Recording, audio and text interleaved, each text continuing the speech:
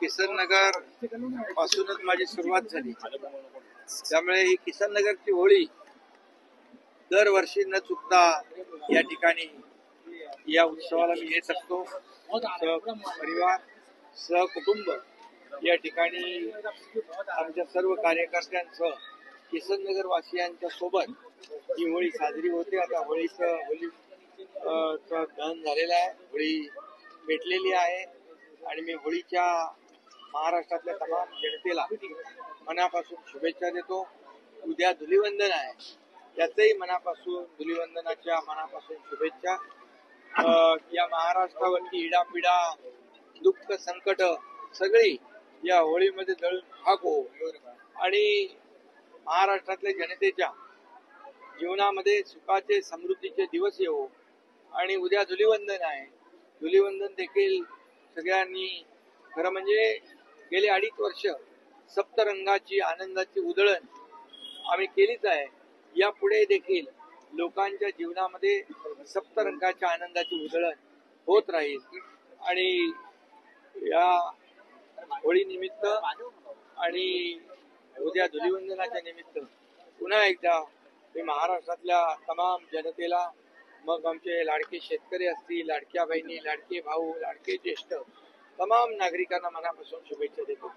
आणि उद्याची रंगपंचमी धुलीवंदन देखील होळी पर्यावरण पूरक करावी आणि याच्यामध्ये पर्यावरणाचा समतोल राखण्यासाठी पर्यावरण पूरक सगळेच होळी करतात, त्यांचं देखील सगळ्यांचं मी अभिनंदन करतो.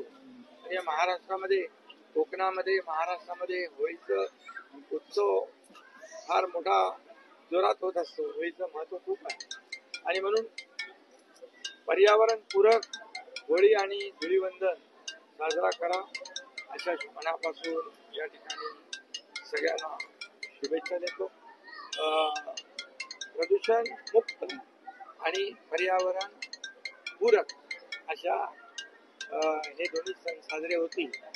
आणि जे रासायनिक रंग जे आहे हे वगळून रासायनिक रंगाची उधळण कुणी करता कामा नये. पर्यावरण पूरकच रंग उधळले पाहिजे. आणि मला वाटतं गेल्या अनेक वर्षापासून लोक देखील पर्यावरण पूरक आणि पर्यावरण स्नेही होळी उत्सव साजरा करतात. सर पुराणो मानव होली म्हणतात, विरोधकांना काय सल्ला असेल आपल्याकडनं खास करून आतापर्यंत?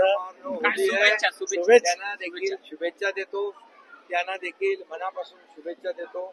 त्यांनी देखील चांगलं बोलावं, चांगलं वागावं आणि या राज्याचा विकास करण्यामागे जसं सत्ताधारी पक्ष म्हणून आम्ही, महायुती म्हणून आम्ही आहोत, देवेंद्रजी, अजितदादा आमची टीम काम करते, तसंच देखील विरोधकांनी देखील या विकास गंगेमध्ये विकासाचं गाणं गावं याचा शुभेच्छा.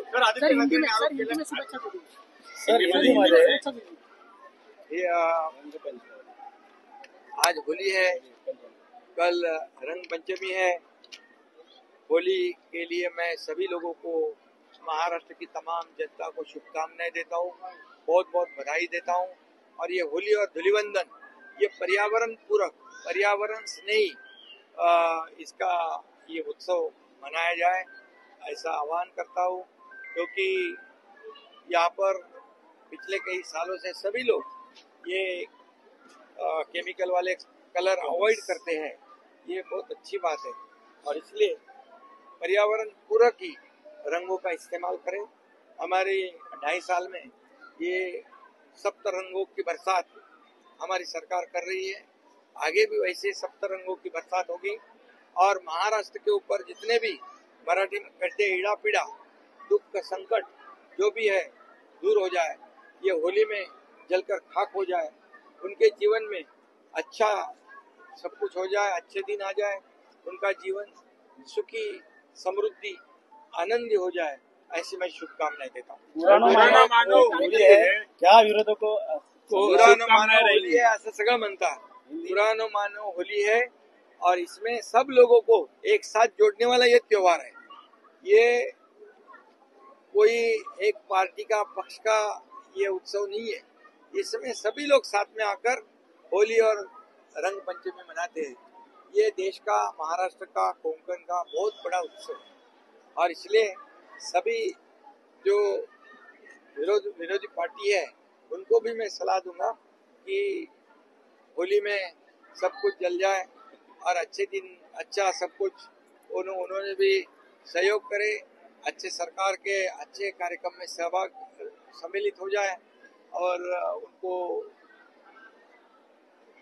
जैसे मैंने महाराष्ट्र की जनता को शुभकामनाएं दी है उनको भी शुभकामनाएं देता हूँ।